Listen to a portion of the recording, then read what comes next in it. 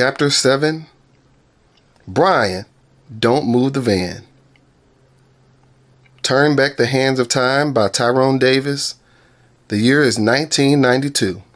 I don't think I've ever seen my parents as mad as they were on this day. This is a story that we often reference and talk about when my family gets together.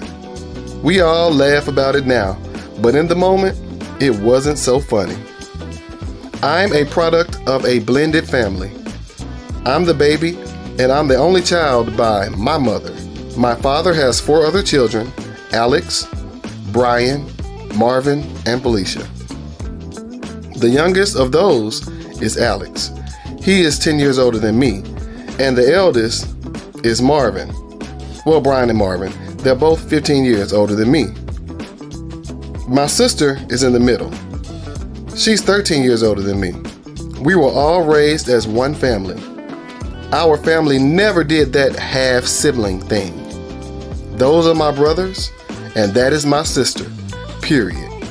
Since there's a 10-year or more gap between me and my siblings, my mom made sure I had someone my age to hang with, and that would be my cousin, Casey. Casey was my first real friend. We're the same age, only a couple months apart, and as children, we did everything together. We spent holidays together, we played each other's Christmas gifts, we took trips together, all those things you do with your favorite cousins. My parents planned this big trip to take us all to Six Flags in Dallas, Texas. We were all so excited to go. I was looking forward to what would possibly be my first time on a real roller coaster. I had seen the Six Flags commercial on TV, and I was convinced that I would get to meet Bugs Bunny and Tweety Bird. It's about a 6-hour drive from our hometown in Arkansas to Six Flags in Dallas, Texas. My parents had this really nice 1988 Chevy Astro family van. It was brown and tan, all decked out with the carpeted floors. The back bench led out into a bed and had a very small television with a VCR in the back. My mom fried some chicken and pork chops the morning before we left out, while my dad packed all of our luggage in the van. He also had a small cooler he filled with ice, sodas, water, and cold cuts we could use to make sandwiches if we got hungry along the way. My mom packed that chicken and pork chops in a plastic container and brought bread and mayo along so we could make chicken and pork chop sandwiches. Daddy, it was myself, Brian, Felicia, Alex, Casey, Mom, and Dad. We piled in that van and started our weekend trip to Texas. My dad was in the driver's seat, and my mom sat in the passenger seat next to him. Daddy, you gonna let me drive the van for a little bit? At that time, there was no Google Maps, not even MapQuest. I'm already sleeping. My dad had that huge world atlas that he kept in the back. The night before we left home, he pulled it out, laid it across the living room table with a pencil and mapped out the route he was going to take. He went over the route with my mom and he figured it out because it was now her job to watch the road and make sure he didn't miss any turns. 10 minutes after we left home, my sister is already asleep. Her head leaned over against the glass, snoring. My brothers, Alex and Brian, were up laughing and talking the entire trip. Casey and I were in the very back. We had several VHS tapes with cartoons on them. We watched them on that very small 13-inch Panasonic TV and VCR combo that was mounted in the back of the van. My dad had a big box of cassette tapes he brought with him, and no sooner than we got out of the city limits, Dad cranked up the blues. Tyrone Davis rips through the speakers in the van singing, "If I Could Turn Back the Hands of Time." My dad would randomly shout, "Say it, Tyrone," and reach over and turn the volume up. Then my mom decides to sing along. "But if I had just one more try, I would be yours alone till the day I die. And we would have a love so divine, if I could turn back the hands of time." She sang and danced around in her seat. By this time, I had tuned them out. Casey and I were enjoying the cartoons and couldn't hold still with excitement about getting on the first roller coaster. Halfway to Texas, we stopped at a gas station so everyone could use the bathroom. Where we at now? Brandon and Casey, come on. Go use the bathroom. Dad makes an announcement. We have food in the van. I'm not buying food out of the gas station. My mom follows up with, if you want to spend your own money, that's fine. But keep in mind, that's all the money you have, and we haven't even gotten where we're going yet. I fixed me a turkey cold cut sandwich and grabbed the juice out of that cooler. After my dad pumped the gas, he cranked up the van and turned on the radio. He was able to pick up a weather station that was predicting thunderstorms in Dallas, Texas for the following day, which was the day we were supposed to go to Six Flags. I remember hearing my mom and dad discuss the weather and my dad saying, well, we come this far now, we might as well go ahead. Maybe it won't storm. When everyone was loaded back up, we pulled back out into the freeway. What seemed like 3 years to me was realistically probably only about 2.5 hours later. We arrived at our destination. We pulled up to a Holiday Inn that was right across the street from Six Flags. We could see all the rides from the hotel room. I don't know why, but I couldn't move from that window. I watched those roller coasters and rides all night in anticipation for the next day. Got my shower early and went to bed. Saturday morning comes. It's time to wake up. My dad had already been up and went downstairs to the lobby to get coffee. My mom was up in the bathroom curling her hair, and my dad was waking all of the kids up. Casey and I both hopped up out of bed, brushed our teeth, and got dressed quickly, hoping to be the first ones ready to go. Six Flags was right across the street from the hotel, or so we thought. When we pulled up to the gate, we realized how far away the theme park actually was. There was a huge parking lot, and even though we had arrived at the park fairly early in the morning, there were still hundreds of people in front of us.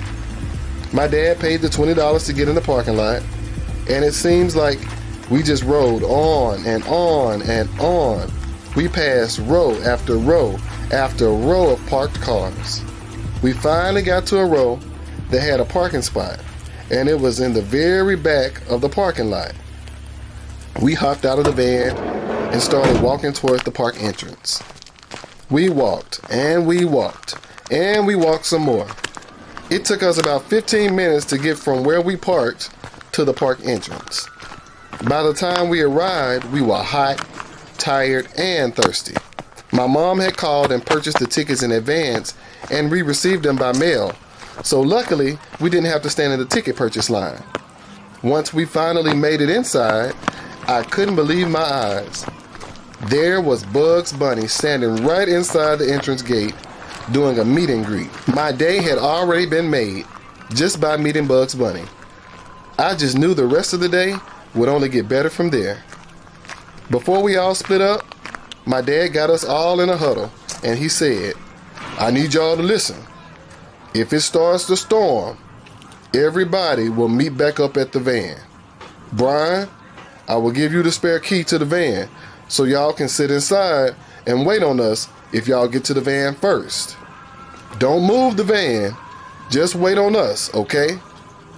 Brian responded, okay, we'll meet y'all at the van, I won't move it. Then everybody split up. My siblings got on all the attractions. I even got a chance to ride my first roller coaster, the Texas Giant. I enjoyed it so much that to this day, I'm still a roller coaster lover. My parents stayed with my cousin and I the entire time.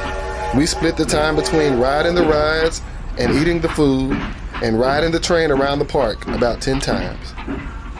After we had been in the park for several hours, the sky started getting dark and the wind started picking up. We thought maybe it would pass over, but shortly after we started seeing lightning in the distance, we heard a loud boom.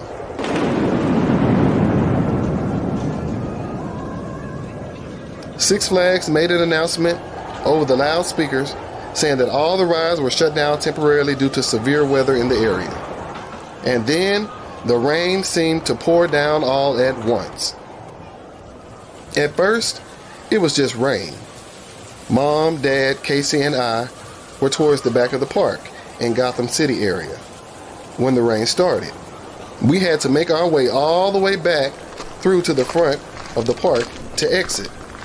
Alex, Brian, and Felicia were closer to the front of the park by the Texas Giant coaster. We had no way to communicate with each other, so everyone just stuck to the plan, which was to meet at the van. They headed out towards the park exit. Just as they got to the parking lot, the deluge started. I remember feeling like I was in the shower with my clothes on. I don't remember ever being in rain like that since that day. The water was warm and aggressive. Large drops fell down on us relentlessly. By the time my siblings reached the van, they were soaking wet. They climbed in, slid the door shut, and waited on us to arrive. At first, my parents had the idea to wait it out. We stood in one of the restaurants soaked for about 10 minutes, but the rain wasn't letting up. It was raining even harder. Some of the employees were talking about a possible tornado coming their way, and we definitely didn't want to be caught in that. We got back out in the rain and continued through the park. When we finally reached the park exit, the sky was very dark, and it was starting to storm really badly. We saw lightning and heard loud thunder. The wind was blowing the rain sideways across my face. We were trying to walk through the parking lot to the car, but because of the weather, we couldn't see the signs from a far distance. Our car parked in Coyote area, row 17, but we couldn't see the directional signs and we didn't remember exactly which way to go. Boom! The thunder rolled and clapped. We huddled under a tree for a few minutes, but I remember my dad saying, with all this lightning, we shouldn't be under a tree. We could get struck. So we got back out in the open. My mother saw something that she remembered passing, so we made a right turn and continued walking.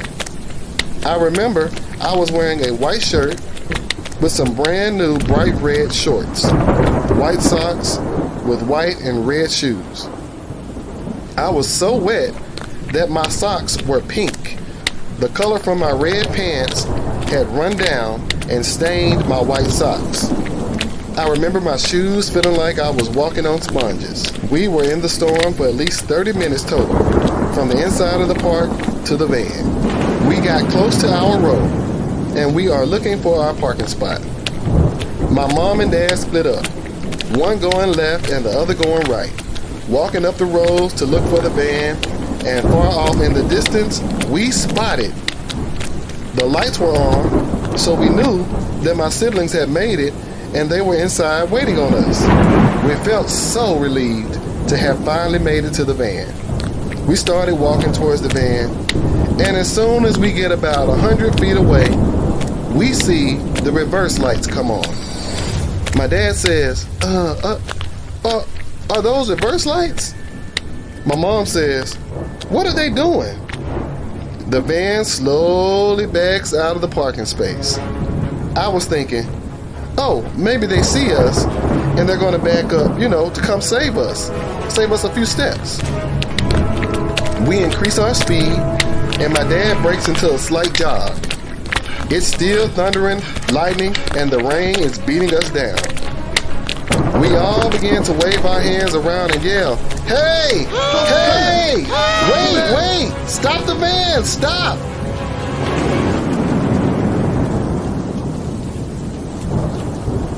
The reverse lights turned off, and just as we were about 20 feet from the van, it pulls off and goes in the opposite direction.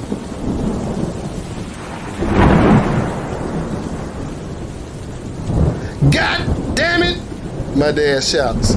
I know this boy didn't just move this van, my mom said. My heart just sank. I knew in that moment that we were not getting in that van anytime soon. Inside the van, before the van was moved, my brother, Brian, was sitting in the driver's seat. He was watching the rain, and then he watched it escalate into a horrible thunderstorm. He says, It's getting bad, y'all. I'm about to go get Daddy. Felicia and Alex both tell him, Daddy said don't move the van, Brian. Brian, don't move the van. Brian says, but they should be up front by now. I can just pull up to the front and pick them up. Again, my siblings advised my brother Brian not to move the van. But my brother Brian didn't listen. He backs out of the parking spot, turns the van around, and drives all the way back up to the front of the park. My parents, my cousin Casey, and myself couldn't believe our eyes. We slowed down our pace and kind of lowered our heads and started walking back toward the front of the parking lot. A 15-minute walk back to the front in the storm. We made the journey, and not much was said between us. As we got closer to the front, my mom said to my dad, now, I know you're upset. I am too. But when we get in this van, take it easy on them. Try not to blow up. My dad agreed that he would try to keep his cool and take it easy on them. We see the van parked with the emergency blinkers on, right around the front entrance. It's still raining super hard. My dad knocks on the door, and my brother opens the door. We all get in the van, and we are so wet that our skin is wrinkled. I guess they could see the anger on my parents' faces because none of my siblings said a word. My mom grabbed some towels that she had stored away, and she passed them to me and Casey to dry ourselves off. She dried herself off, and my dad did the same. He cranked the van up and began to pull off. It was so quiet in the van, you could have heard a pin drop. I guess my mom just couldn't hold it inside anymore. And with an intensity that seemed like it could have cut the van in half, she said, damn it, Brian! We told you not to move the goddamn van. We were right there, looking at the van. I could have touched it, waving our hands like maniacs. And what did you do? What'd you do? You moved the van. We gave you simple instructions. Simple instructions. We had been walking in that storm for an entire hour. Then I saw my dad's hand reach over, touch my mom's leg, I guess as if to remind her that she said they would try to keep their cool. My mom finished by saying, Brian, this is absolutely unacceptable. Unacceptable. She turned back around and held her head in her hand, tilted it to the right, and took a few deep breaths. The hotel was right across the street from the park. But that ride back to the hotel was the longest short ride I've ever experienced in my life. The air in that van was so thick with frustration and humidity, you could cut it with a knife. I remember thinking about that Tyrone Davis song my dad was playing on the way to Texas, and how I bet my brother Brian probably wished in that moment that he too could turn back the hands of time. Oh, darling, I can't hold out much longer, but the pain is getting deep. Oh, the hurt keep getting stronger.